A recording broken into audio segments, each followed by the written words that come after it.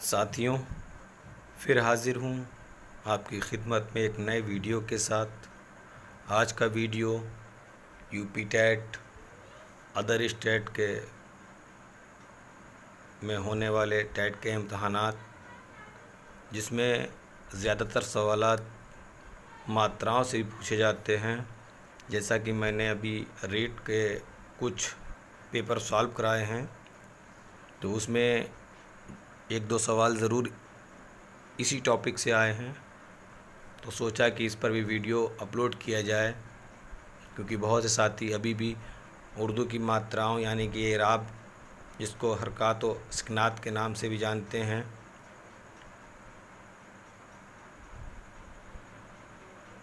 सभी टॉपिक्स पर video upload करने की कोशिश की गई है। और मैंने एक प्लेलिस्ट भी बना दी है। बहुत से साथी हैं बार बार कमेंट में लिखते हैं कि वीडियोस बनाइए। जिन टॉपिक्स पर वीडियोस बन चुके हैं उन पर बनाना मुश्किल है, वक्त की कमी है। तो आपसे गुजारिश है कि आप चैनल को सब्सक्राइब कर लें, और सब्सक्राइब करने के बाद होम पेज पर जाएं और उसके बाद प्लेलिस्ट को देखें। उसमें मैंने यूपी टेट के सॉल्व पेपर डाले हैं, टॉपिक्स वाइज वीडियोस अपलोड किए हैं, और भी ग्रामर के जितने भी वीडियोस हैं वो अपलोड किए हैं। और जो 8 से 10 सवाल आपके लिटरेचर के आते हैं बेसिक, जैसे बहुत ही जनरली क्वेश्चन होते हैं उर्दू के, उनके लिए मैंने लगभग 17 वीडियोस अपलोड किए हैं। तो आप लोग अगर तैयारी उर्दू की कर रहे हैं तो बराए मेहरबानी प्लेलिस्ट से जाकर आप हमारे सभी वीडियोस को देख सकते हैं।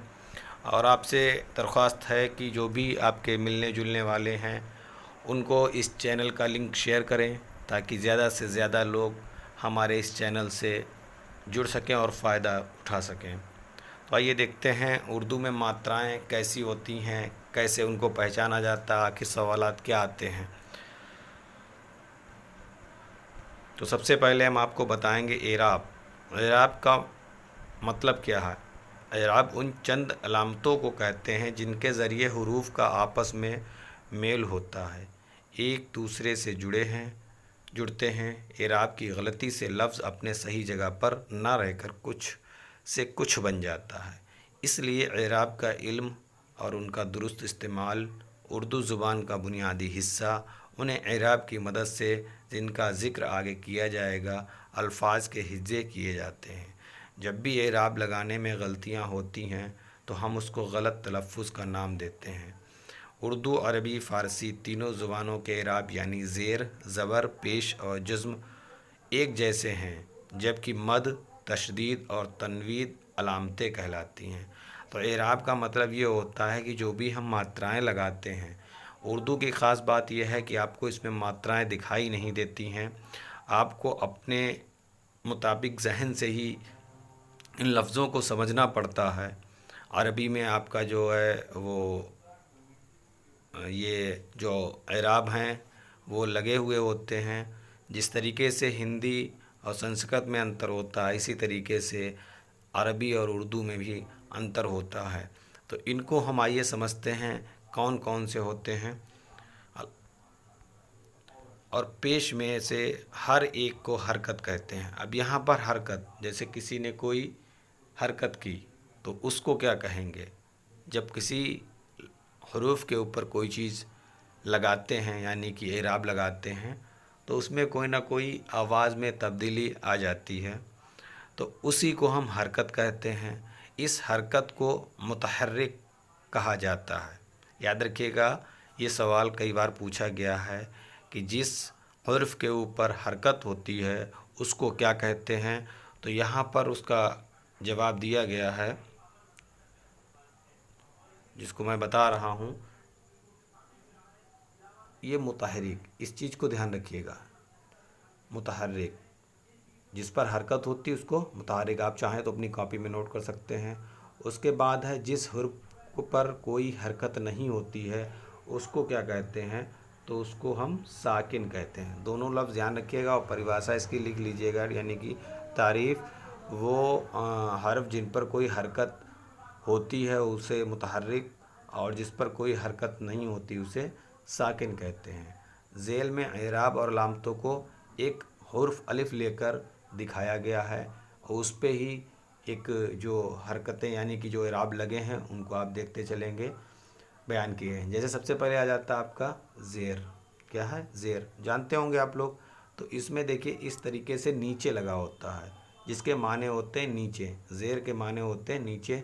चूँकि ये तिरछी लकीर किसी भी लफ्ज़ में हुर्फ के नीचे लिखती है, इसलिए इसको ज़ेर कहते हैं। अब यहाँ पर ज़ेर तो सभी जानते होंगे, लेकिन ये पूछा जाएगा कि ज़ेर को दूसरा नाम क्या है, तो अरबी में इसे कसरा कहते हैं। अभी आपने यूपी रीट का पेपर सॉल्व किया होगा, उसमें आपसे पूछा गया है कि उसको क्या कहते हैं, तो जिस पर ज़ेर लगा होता है उसको अरबी में कसरा कहते हैं, और जिस हरूफ के नीचे ज़ेर होती है उसको मकसूर या मकसूरा कहते हैं। मतलब इसको कसरा, मकसूर या मकसूरा कहते हैं। जैसे दिल, गिन, मिस्कीन वगैरह ये इसके एग्ज़ाम्पल, मिसालें दी हुई हैं। तो उम्मीद करता हूँ कि ज़ेर को समझ गए होंगे। ज़ेर को क्या कहते हैं? कसरा कहते हैं, मकसूर भी कहते हैं और मकसूरा कहते हैं। जिस हुर्फ के नीचे लगती है तो उसको मकसूर या मकसूरा कहते हैं। अगर ये पूछा जाए ज़ेर को अरबी में क्या कहते हैं, तो कसरा कहते हैं।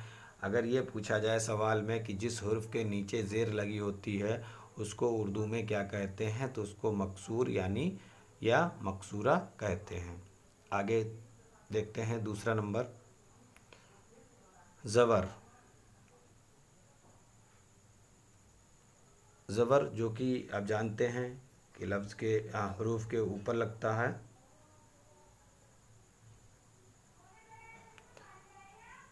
एक तिरछी लकीर है जो लफ्ज़ के हर्फ के ऊपर होता है, इसलिए इसको ज़बर कहते हैं। अरबी में पूछा गया है ज़बर को क्या कहते हैं, तो अरबी में जो है वो फ़तह के नाम से जाना जाता है। क्या कहते हैं? फ़तह कहते हैं।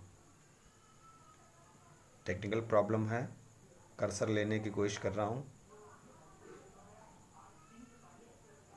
ये ज़बर को क्या कहते हैं? फ़तह। और ज़बर ये है, ये हमेशा ऊपर लगता। और जिस हरूफ पे ज़बर होता है, दो सवाल आ रहे हैं, ध्यान रखिएगा। ज़बर को अरबी में क्या कहते हैं, और जिस हरूफ के ऊपर ज़बर होता है उस हरूफ को क्या कहते हैं? मफ्तूह। दो चीज़ें ध्यान रखिएगा, ज़ेर में क्या है? अरबी में कसरा कहते हैं, और जिस हरूफ पे लगा होता है नीचे उसे मकसूर या मकसूरा कहते हैं। यहाँ पर क्या है? ज़बर को अरबी में फ़तह कहते हैं, लेकिन जिस पर ये लगा होता है उसको मफ्तूह कहते हैं। जैसे असलम, सल्तनत, मरकज़। ये आपके दो क्लियर हो गए। तीसरा अब आपका देखते हैं पेश। पेश एक बाव की तरह लगा होता है, ऊपर दिखाई दे रहा होगा। जिस हुरूफ पर ये निशान होता है उसको अदा करते वक्त ज़ुबान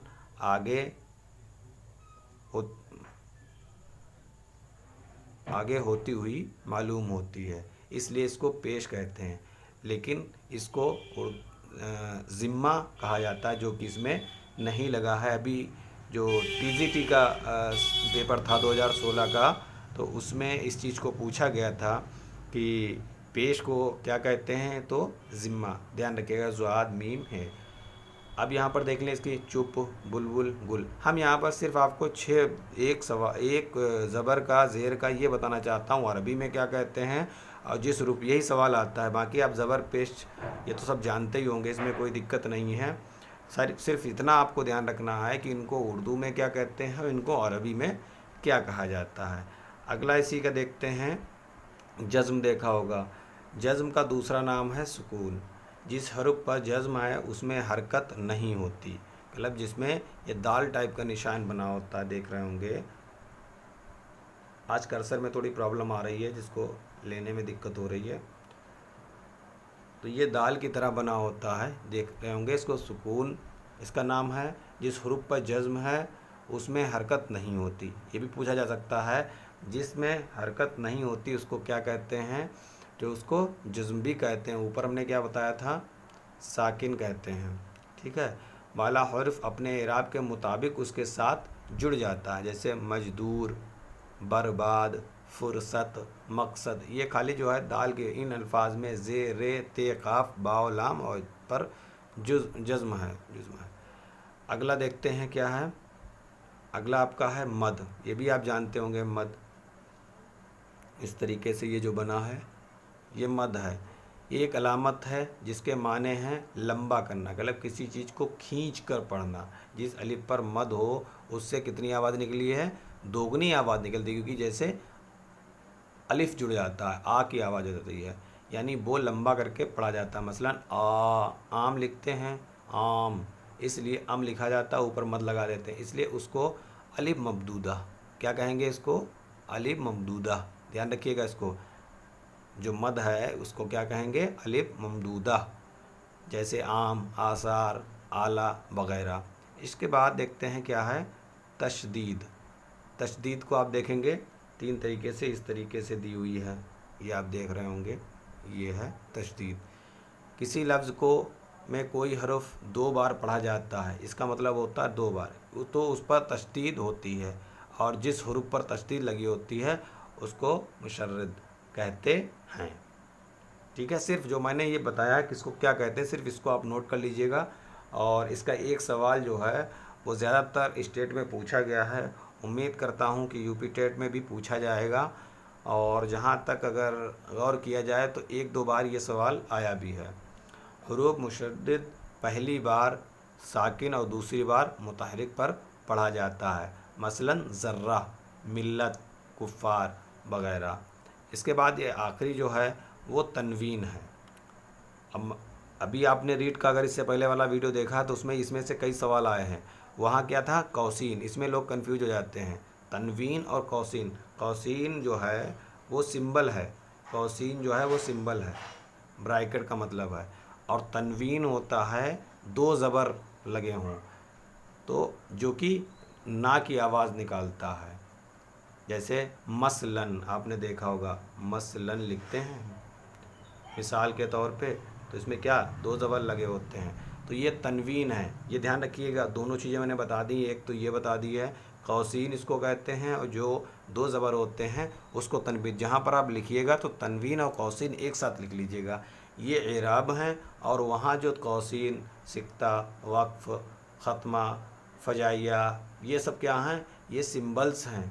पूर्ण विराम जिस तरीके से नहीं कहते हैं, वो सिंबल्स होते हैं। तो सिंबल्स पर भी मैंने एक वीडियो अपलोड कर दिया है। तो जो भी मुझे छोटे छोटे टॉपिक्स मिल रहे हैं जो रह गए हैं वीडियो अपलोड होने में, उन पर कोशिश जारी है, वक्त निकाल के जो है उनके लिए वीडियोज़ अपलोड किए जाएंगे। तो बराए मेहरबानी बार बार ये कमेंट ना करें कि वीडियो अपलोड करें, आप लोगों के लिए ज़्यादा से ज़्यादा इतना वीडियोज़ अपलोड होंगे कि उनके आप अगर नोट्स बना के पढ़ेंगे तब भी आपको वक्त लगेगा। और आपसे गुजारिश है कि हमारे इस चैनल से ज़्यादा लोगों को जोड़ें, और वीडियो को लाइक ज़रूर करें, क्योंकि जब आप लाइक करते हैं तो फिर ये दूसरे लोगों के पास पहुंचता है। तो ख्याल रखें, और हमारी इस गुजारिश को उम्मीद करता हूँ आप लोग मानेंगे। अगर आपने अभी तक मेरा चैनल सब्सक्राइब नहीं किया है तो आप अभी हमारे चैनल को सब्सक्राइब कर लीजिए। वीडियो देखने के लिए बहुत बहुत शुक्रिया।